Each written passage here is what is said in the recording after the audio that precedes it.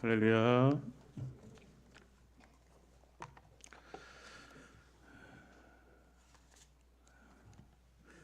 기도하시겠습니다.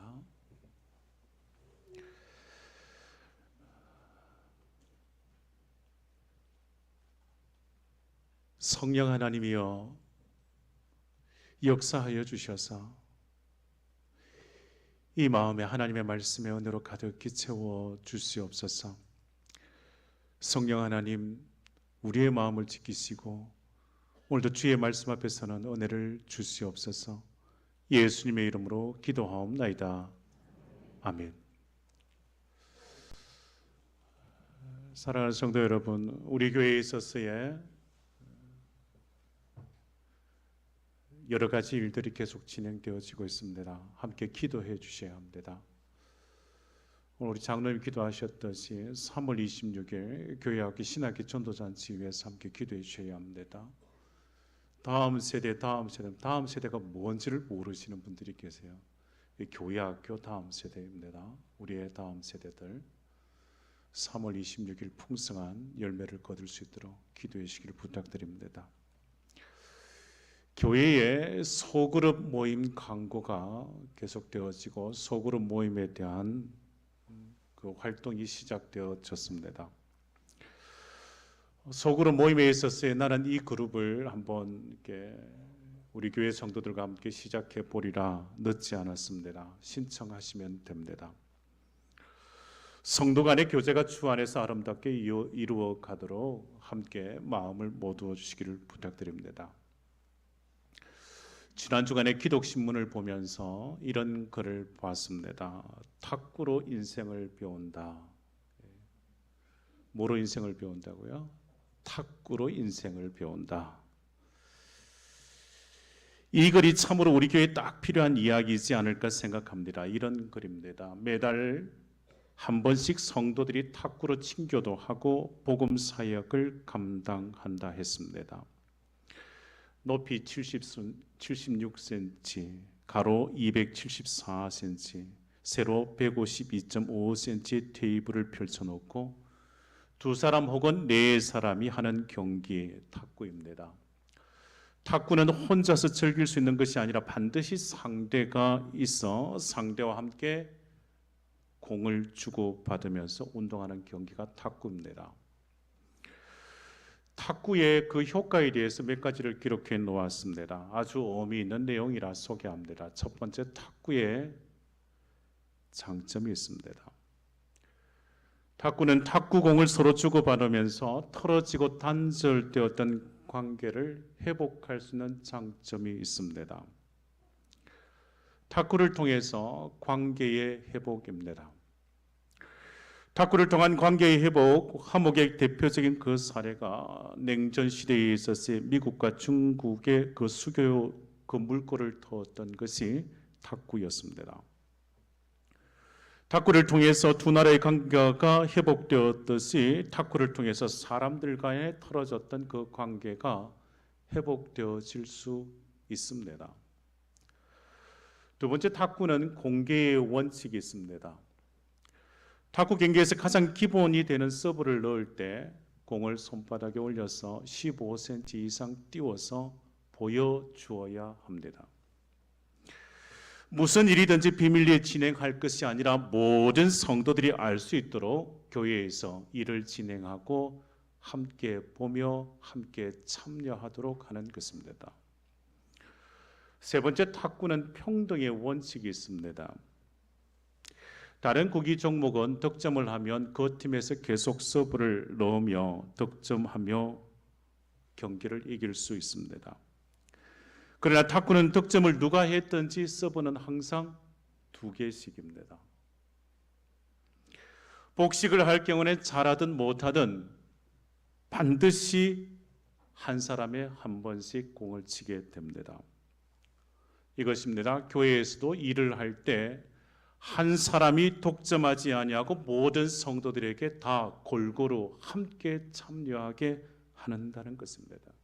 그래야 합력하여 선을 이루는 것입니다. 네 번째, 탁구는 약자를 보호하는 원칙이 있습니다. 탁구는 경기를 하게 될 때 상대방의 실력에 따라서 핸디를 줍니다. 똑같은 상황에서 출발하는 것 아니라 고수는 하수에게 점수를 줍니다. 약자를 먼저 배려하는 것입니다. 연약한 자를 먼저 배려할 줄 아는 미덕이 탁구에는 있습니다. 다섯 번째, 탁구는 인과응보의 원리가 있습니다. 성경의 말씀에 무엇이든지 남에게 대접받고자 하는 대로 너희도 대접하라 하신 말씀이 탁구대 위에 있습니다. 서로 공을 주고받는 그 랠리를 할 때 내가 공을 주는 대로 공이 되돌아온다는 사실입니다. 내가 공을 나쁘게 주면 공은 나쁘게 돌아옵니다. 공을 좋게 주면 좋게 돌아옵니다. 내가 어떻게 상대방을 대하느냐에 따라서 상대방의 그 대함이 달라집니다. 그에게 선을 베풀고 함께 선을 이루어 아름다운 공동체를 세워갈 수 있습니다. 마지막, 탁구에는 인내와 겸손함이 요구되어집니다. 공이 올 때 너무 서두르게 되면 공을 제대로 칠 수가 없습니다. 또한 탁구를 할 때 그 자세는 항상 낮게 낮은 자세로 공을 기다렸다가 정확하게 쳐야 합니다. 공을 정확하게 치기 위해서 자세를 낮추고 기다려야 하듯이 어떤 일이든지 겸손하게 또한 조급하지 않아 주어진 일을 감당해 가는 것입니다. 하나님의 때를 기다려야 하고 하나님의 때를 기다리는 자 겸손하게 서서 주의 일을 감당해야 하는 겁니다. 탁구를 통해서 하나님의 시간에 맞추어야 하고 겸손하게 누구에게나 똑같이 대해야 함을 깨닫게 되는 그 장점이 있습니다. 사랑하는 여러분, 우리 교회에 있어서의 네 그룹의 소그룹 동호회가 시작되어졌습니다. 탁구, 믿음의 스티그마, 바둑, 또한 믿음, 네 그룹이 모여서 이제 막 창파의 배를 띄웠습니다. 창파의 배를 띄워서 항해를 시작한 네 배가 있습니다. 함께 기도하고 열심히 노를 저어야 합니다. 그리고 모두가 바라는 행복한 신앙의 공동체, 그 공동체가 머물 그 항구에 다 다를 수 있도록 함께 힘써야 합니다. 우리 교회가 소그룹의 배 4배만 띄울까요? 그렇지 않습니다. 먼저 시작하는 배가 있는가 하면 또 준비하는 배들도 있습니다. 함께 띄워서 가는 겁니다. 아이고, 저 배에는 사람들이 참 많이 탔네. 열심히 수고한 결과입니다. 우리 배도 그렇게 할 수 있습니다. 아이고, 저 배가 먼저 시작했으니 먼저 가지 않겠냐고. 그렇지 않습니다. 함께 해가는 겁니다. 우리 교회에 있어서의 희망이 있습니다. 모든 성도들이 주님 안에서 함께 모여감에 있어서의 소그룹 모임이 이제 갓 시작되어집니다. 교회는 소그룹 모임이 활성화되어야 합니다. 소그룹 모임에 있어서 이것이 활성화되었을 때 교회는 든든하게 서게 됩니다. 소그룹 공동체 모임에 있어서 우리는 함께 성경 공부의 모임도 시작하려고 합니다. T소그룹 성경 공부입니다. 성경 공부가 쉽습니다. 재미가 있습니다. 참여하면 함께 은혜를 나눌 수 있습니다. 사랑하는 성도 여러분, 우리 대구 상동교회에 있어서의 미래가 있습니다. 희망이 있습니다. 왜 그런가? 소그룹에 있어서의 활성화가 시작되기 때문입니다. 사랑하는 성도 여러분, 로마서 8장 28절 말씀에 우리가 알거니와 하나님을 사랑하는 자, 곧 그의 뜻대로 부르심을 입은 자들에게는 모든 것이 합력하여 선을 이루느니라 말씀하십니다. 모든 성도들이 합력하여 선을 이루도록 주께서 우리 성도들의 그 마음을 주 안에서 하나로 묶어주실 줄 믿습니다. 성령 하나님께서 우리에게 있어서 오직 예수 중심으로 주 안에서 하나 될 수 있는 은혜를 주실 줄 믿습니다. 주 안에서 그 마음을 하나로 묶어주셔서 은혜의 강가로 인도해 가실 줄 믿습니다. 사랑하는 성도 여러분, 참여하시는 겁니다. 소그룹에 참여하시는 겁니다. 오늘 여러분 나중에 요람을 받게 됩니다. 요람을 들어오시면 받으셨죠. 요람을 받을 때 내가 속한 그룹이 어디인가 교구를 찾아가시는 겁니다. 그리고 그 교구의 구역을 찾으시는 거예요. 그러면 내 이름이 거기에 딱 있습니다. 우리 교회에 있어서의 6교구입니다. 48구역입니다. 찾아가시는 거예요. 내가 어디에 속했는지를. 교구 구역뿐만 아니라 소그룹 또 있습니다. 기간이 있습니다. 남녀 성교회를 찾아가시는 겁니다. 그래 함께 하시는 겁니다. 함께 속하셔야 합니다. 함께 해야 내 믿음의 자리를 든든히 지켜갈 수 있습니다. 왜 함께 해야겠습니까? 우리는 질그릇 같은 존재이기 때문에 그렇습니다. 사람은 아무리 잘나도 질그릇에 불과합니다. 사람은 공부를 많이 했어도 돈이 많아도 근세를 가져도 질그릇과 같은 존재에 불과합니다.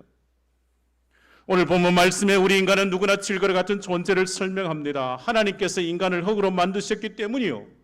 욥이 또한 그렇게 고백합니다. 주의 손으로 나를 빚으셨으며 만드셨는데 이제 나를 멸하시나이다. 기억하옵소서. 주께서 내 몸 지으시기를 흙을 뭉치듯 하셨거늘 다시 나를 뒷글로 돌려보내려 하시나이까. 욥은 주께서 내 몸 지으시기를 흙을 뭉치듯 하셨다고 했습니다. 여러분, 질그릇은 볼품도 없습니다. 약하여 깨어지기도 쉬울 뿐만 아니라 별로 귀하게 쓰임받을 그 가치가 없는 그릇입니다. 그러기에 우리의 몸이 깨어지기 쉽고 망가지기 쉽고 병들기 쉽고 약해지기 쉬운 존재이지 않습니까? 그래서 우리는 쉽게 실망하고 낙담하고 절망에 빠지는 경우가 허다합니다. 그런데 질것이라 할지라도 그 안에 무엇을 가졌느냐에 따라서 그 그릇의 가치가 달라집니다. 오늘 본문 7절 말씀에 바울은 우리가 이 보배를 질그릇에 가졌다 했습니다. 우리입니다. 예수를 구주로 믿는 믿음의 사람들을 말합니다. 이 보배입니다. 그리스도의 복음이요 예수의 생명을 말합니다. 질그릇의 보배를 담으면 질그릇도 달라지는 것입니다. 더 이상 쓸모없는 존재 그 그릇으로 방치하지 않습니다. 주님은 질그릇의 보배를 담게 하시고 보배를 담은 그 질그릇을 통하여 은혜를 나누게 하십니다. 그 질그릇의 보배를 담게 하셔서 복음을 담게 하셔서 예수 생명을 담게 하셔서 하나님의 그 능력을 드러내십니다. 오늘 본문 고린도후서 4장 7절에 바울은 자신의 그 나약한 질그릇에 대하여 그렇게 고백합니다. 그 안에 내 안에 역사하는 그 복음의 능력에 대하여.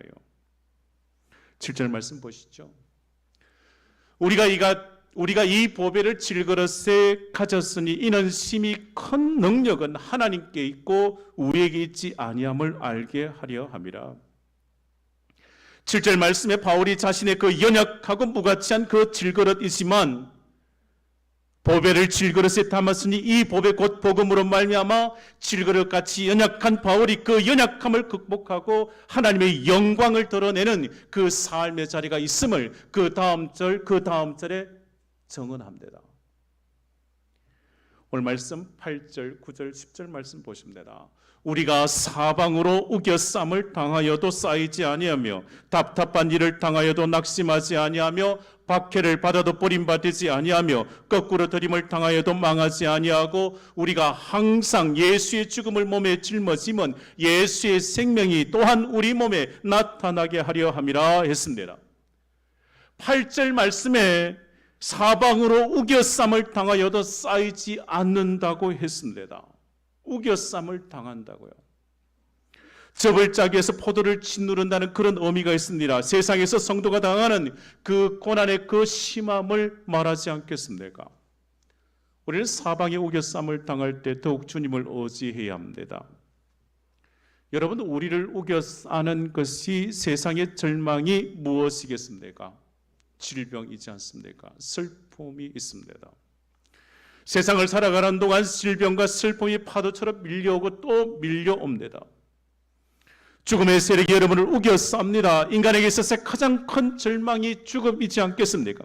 세상에 누구도 죽음을 이길 능력이 사람에게는 없습니다. 아무리 돈이 많은 부자라도, 절대 권력을 가진 자도, 공부를 많이 한 박사도, 세상 사람들에게서 존경을 받는 이들도 극복할 수 없는 것이 죽음이기에 죽음은 가장 큰 절망입니다. 그러나 이 죽음의 절망도 예수 안에서 희망으로 바뀌는 것입니다. 질병도 슬픔도 주 안에서 능히 이기고 승리하는 그 은혜를, 질그릇이지만 그 질그릇에 보배를 담은 하나님의 사람들은 누리게 되는 것입니다. 그러하게 위를 바라보아야 합니다. 세상을 보면, 사방을 보면 낙심하기 쉽습니다. 사랑하는 여러분, 사방으로 우겨쌈을 당하는 바로 그때가 하나님의 기적이 나타나는 때입니다. 출애굽한 이스라엘 백성들에게 있어서 홍해가 앞을 가로막습니다. 바로의 군대가 뒤따라 추격할 때 그야말로 진퇴양난이지 않겠습니까? 사방에 우겨쌈을 당하여, 그러나 하나님의 백성들이 하나님을 향하여 하늘문을 열고 기도하기를 시작하면 하나님께서 역사하시는 거예요. 하나님께서 홍해를 가르시는 겁니다. 홍해를 마른 땅처럼 지나가게 하시는 겁니다. 바울의 삶의 자리도 마찬가지입니다. 우겨쌈을 당하는 그 고난의 자리였습니다. 마게도냐에서 사방으로부터 오는 그 환란을 당했습니다. 바울은 전도사에게 있어서 늘 큰 방해를 받았습니다. 바울은 질병 때문에 육체적 고통을 당했습니다. 바울은 항상 대적자들로 그 인하여 항상 바울은 삼중 고난에 처해 있었습니다. 고린도서 7장의 말씀에 우리가 마게도냐에 이르렀을 때에도 우리 육체가 편하지 못하였고 사방으로 환난을 당하여 밖으로는 다투며 안으로는 두려움이었노라 했습니다. 연약한 질거리였던 바울이 견디기 어려운 상황이었습니다. 그러나 바울은 그 험한 역경 중에서도 쌓이지 않았다고 고백합니다.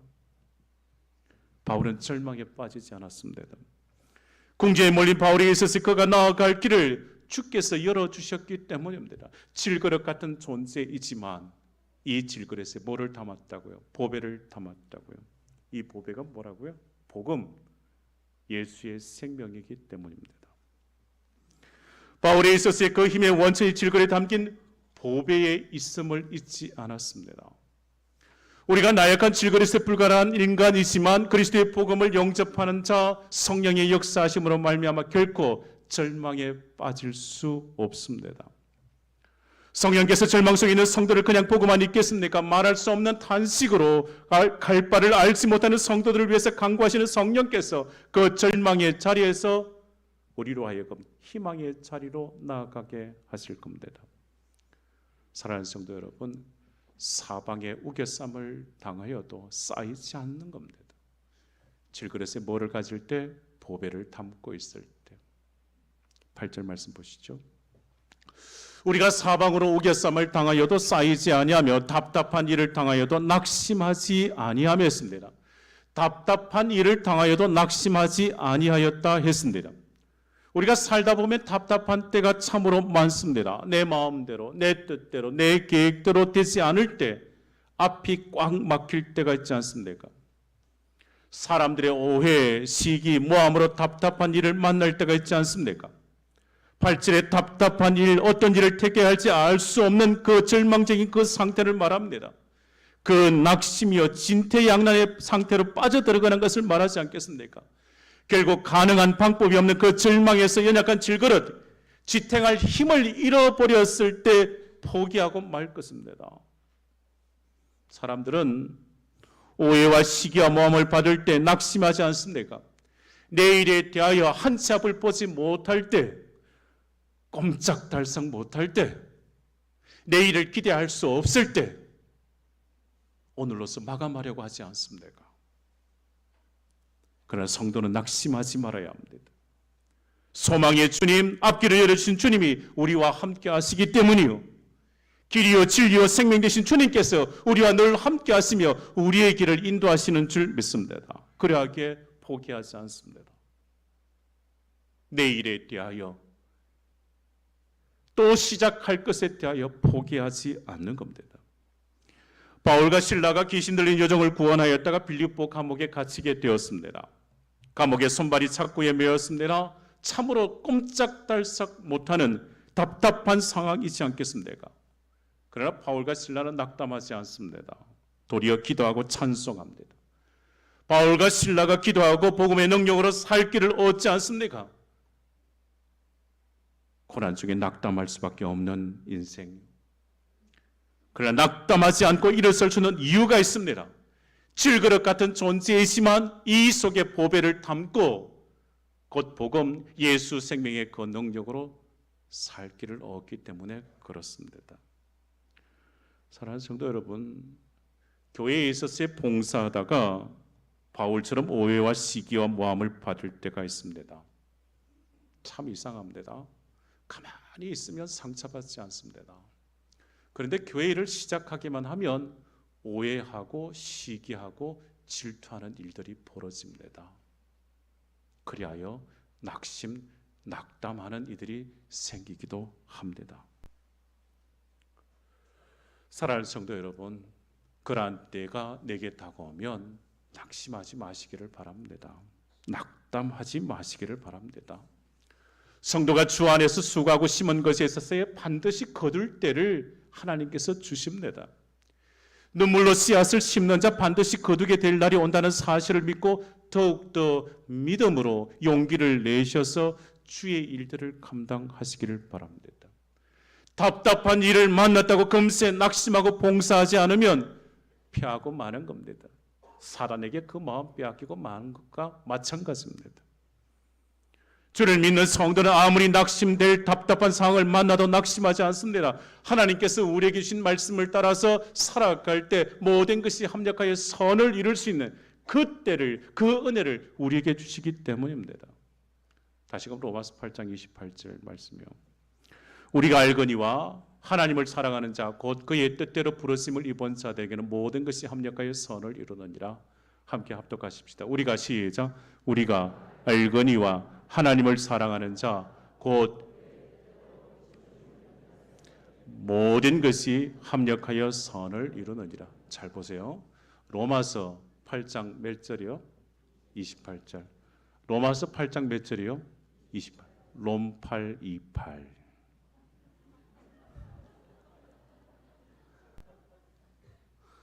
요즘 기독서점에 가면 이런 책이 있습니다. 롬8 28. 로마서 8장 28절이요. 우리가 알거니와 하나님을 사랑하는 자 곧 그의 뜻대로 부르심을 입은 자들에게는 모든 것이 합력하여 선을 이루느니라. 아멘. 여러분 절대 희망의 저자 박순애 전도사의 삶을 여러분 아십니까? 절대 절망의 환경에서 그는 태어났습니다. 절대 희망의 자리가 아니라 절대 절망의 자리에서 태어났습니다. 지독히 가난한 환경에서 태어났습니다. 폭력적인 아버지 밑에서 그저 힘없이 울어야 했던 어머니의 그 울음소리를 듣고 살았습니다. 그의 오빠들은 그에게 어떻게 했습니까? 어릴 적 절대 절망의 상황에서 그때마다 자살하려고 시도했다고 했습니다. 바다에서, 산에서, 옥상에서 3번이나 자살을 시도했던 비참한 인생을 살아야 했습니다. 끊임없는 눈물과 한숨 속에서 그 질그릇의 보배로 말미암아 그의 인생이 바뀌었다고 그는 간증합니다. 절망의 순간마다 희망의 끈을 붙잡도록 성령께서 역사해 주셨기에 질그릇 같은 존재이지만 깨어지고 깨어질 존재이지만 그 속에 보배를 담고 예수 생명으로 말미암아 그의 인생이 절망에서 희망으로 바뀌었다고 고백합니다. 그는 간증합니다. 하나님 앞에서 하나님의 사람들에게 절대 절망은 없다. 하나님의 사람들에게 하나님 앞에서 항상 희망만 있다고 간증합니다. 성도는 사방으로 우겨쌈을 당하여도 쌓이지 않습니다. 답답한 일을 당하여도 낙심하지 않습니다. 왜 그렇습니까? 이 질그릇 같은 존재이지만 내 속에 예수 생명을 담고 살아가기 때문인 줄 믿습니다. 사랑하는 여러분, 어떤 경우에도 낙심하거나 실망하거나 좌절하지 마시기를 바랍니다. 포기하지 마셔야 합니다. 포기는 배추 포기밖에 없습니다. 포기하지 마셔야 합니다. 주님께 능력이고 주님께 소망을 두고 살아가는 자요. 사랑하는 성도 여러분, 어떠한 환경 속에 처한다 할지라도 오직 내 속에 예수의 영이 함께 하시니 내 상황 속에 있었을 절망적인 상황이라 할지라도 희망으로 바꾸고 살아가는 그 은혜를 덧입기를 주의 이름으로 축복합니다. 9절 말씀 봅니다. 박해를 받아도 버림받지 아니하며 거꾸로 들임을 당하여도 망하지 아니한다 했습니다. 바울은 박해를 받아도 버림받지 않는다고 했습니다. 박해를 받는다고 쫓김을 당한다고요. 바울은 전도하는 곳마다 내어 쫓김을 당했습니다. 바울은 그리스도를 전하는 그 신앙 때문에 핍박을 당했습니다. 그러나 바울에게 있어서 어떤 핍박이 닥쳐도 주님은 바울을 버리지 않으시는 거예요. 붙드시는 거예요. 복음의 능력을 믿는 자의 그 마음을 지키고 절망에서 희망으로 나아가도록 주님께서 늘 함께 하시는 겁니다. 9절의 말씀에 바울은 거꾸로 들임을 당하여도 망하지 아니한다 했습니다. 거꾸로 들이며 극한 그 고통의 그 현장이요. 바울은 그 모진 환난 중에도 낙심하거나 절망하지 않았습니다. 질그릇에 불과한 바울이었지만 인간으로서 견디기 어려운 그 환난을 겪었지만 하나님께서 결코 바울을 버리지 아니하셨. 주님께서 바울과 늘 함께 하셨기 때문이요. 성령께서 지켜주셨기 때문이요. 그에게 바울을 절망의 자리에 두지 않으시고 그 절망에서 희망으로 바꾸어 살아가게 하셨습니다. 오늘날 성도들에게 있어서 바울이 당한 환난이 닥쳐올 수 있습니다. 그러한 상황에 처한 경우가 있습니다. 내 삶의 자리에 극한 상황에 놓였지 않습니까? 질병의 어려운 문제로 말미암아 내 상황에 있어서 우겨쌈을 당하였지 않습니까? 환난과 핍박에 세상 사람들이 감당하지 못할 그 극한 어려움들이 내게 찾아왔지 않습니까? 인간의 힘으로 극복할 수 없는 그때를 만났지 않습니까? 그러나 기억하셔야 합니다. 내 속에 보배를 담고 복음의 능력으로 이겨낼 수 있다는 사실이요. 여러분, 우리의 몸은 예전에 죽어야 했습니다. 그러나 하나님께서 우리를 살려주셨습니다. 오늘을 사는 저와 여러분에게서 내 안에 계신 예수 그리스도로 말미암아 살아가는 존재입니다. 연약한 질그릇 같은 존재이지만 우리가 예수 그리스도를 믿고 예수를 영접하고 예수의 영과 함께 살아가는 삶이라면 절망에서 낙심하지 않습니다. 희망의 자리로 나아가게 되는 줄 믿습니다. 고난과 핍박과 환난 속에 계십니까? 연약한 육신을 원망하며 포기하려고 하십니까? 내일에 대한 그 미래가 보이지 않습니까?